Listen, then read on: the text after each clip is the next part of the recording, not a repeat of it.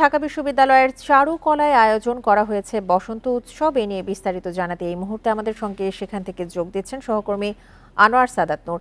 আনোয়ার সাদাত, আজকে বসন্ত উৎসবের কি কি আয়োজন দেখছেন সেখানে?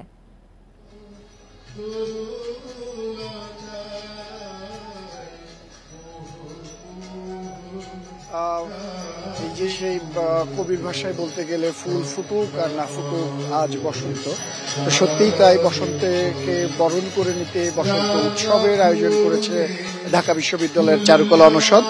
ঢাকা বিশ্ববিদ্যালয়ের এই চারুকলা অনুষদের বকুলতলায় সকাল বেলায় এই বসন্ত উৎসব 1431-এর আয়োজন শুরু করা হয়।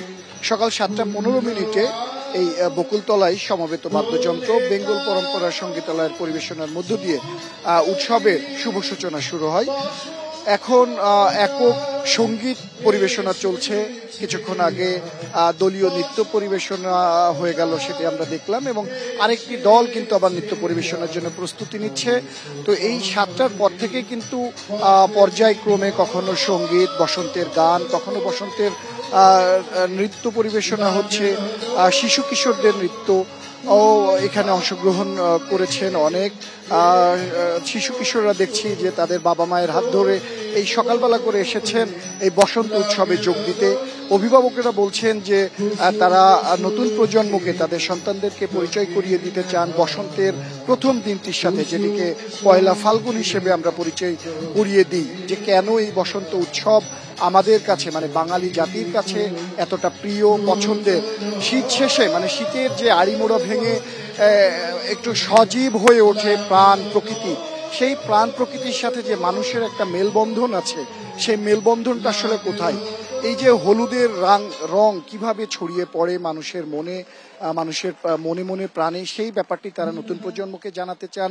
এই জন্যই কিন্তু শিশুদেরকে, কিশোরদেরকে সাথে করে অভিভাবকরা নিয়ে এসেছেন এই বসন্ত উৎসবে, তাদেরকে পরিচয় করিয়ে দিতে চান এই বসন্ত উৎসবের সাথে।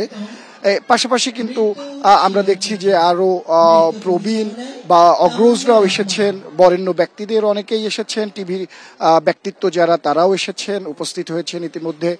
তারাও বলছেন যে এই বসন্ত উৎসব যে পুরো একটা সময় জুড়ে, মানে শীতের এই সময়টা জুড়ে মানুষ, প্রকৃতি যেমন একটু স্তব্ধ হয়ে থাকে, এরপরেই যে নতুন করে জেগে ওঠা, গাছে গাছে নতুন পাতা উকি দেওয়া, সবুজের সমারোহ, এটি আসলেই বাঙালির কাছে, এই মানুষের কাছে এটি উদযাপনার। এই উদযাপনটা সেই আবহমান কাল থেকেই মানুষের মনে মনে বেজে এসেছে। মানুষ বিভিন্নভাবে এটিকে পালন করেছে। তারই একটি নমুনা, তারই একটি প্রতিকৃতি তুলে ধরা হয় এই বকুলতলার মাধ্যমে। তারা এমনটাই জানাচ্ছেন।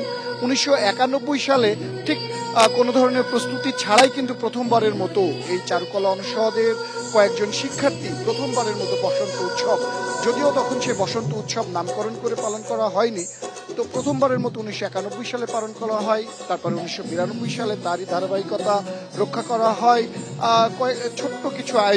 ছোট্ট একটু আয়োজনের মধ্য দিয়ে, এবং তারই ধারাবাহিকতায় কিন্তু চলে আসছে এই বসন্ত বুরন উৎসবের যে প্রস্তুতি এবং যে প্রথা, এবং তা ক্রমান্বয়ে ধীরে ধীরে ছড়িয়ে পড়ে দেশে, সারা দেশে বিভিন্ন প্রান্তে ছোট বড় আকারে পালন করা হয়ে থাকে দেশের বিভিন্ন জায়গায় এই বসন্ত বরণ উৎসব।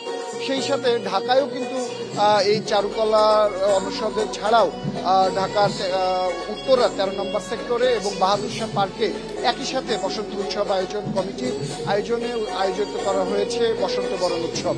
এছাড়াও রাজধানীর বিভিন্ন জায়গায় ছোটখাটোভাবে পালিত হচ্ছে বসন্ত বরণ উৎসব। ঢাকা বিশ্ববিদ্যালয়ের চারুকলা থেকে বসন্ত বরণের আয়োজন নিয়ে জানাচ্ছিলেন আমাদের সহকর্মী আনোয়ার সাদাত নূর।